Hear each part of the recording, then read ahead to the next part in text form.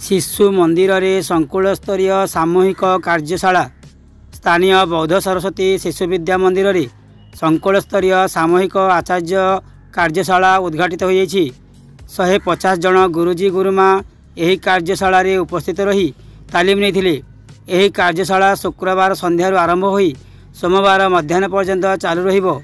आगामी शिक्षावर्ष 2025-26 पाई गुरुजी गुरुमा निजकू प्रस्तुत करने यही कार्यशालार मुख्य उद्देश्य तालीम प्राप्त शिक्षक मान द्वारा गुरुजी गुरुमा मानू कार्यभित्तिक शिक्षण माध्यम तालीम दी जाइछि।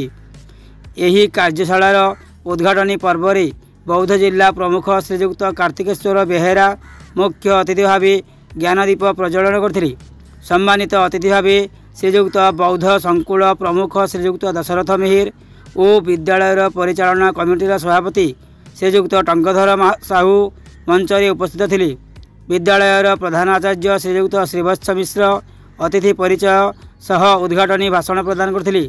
मुख्य अतिथि श्रीयुक्त कार्तिकेश्वर बेहेरा आचार्य आचार्य मानकू शताब्दीर पंच परिवर्तनर क्रियान्वयन रे आमर भूमिका प्रसंग रे आलोकपात करथिले।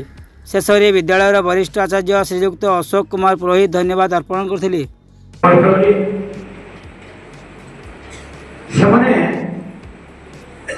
आम धर्म एवं आम राज्य को लुठन करने सहित आम संस्कार और संस्कृति को परित्राण कर भांगी दे नष्ट करने चेष्टा करते केतेकांश सफल परवर्ती समय इंग्रेज सरकार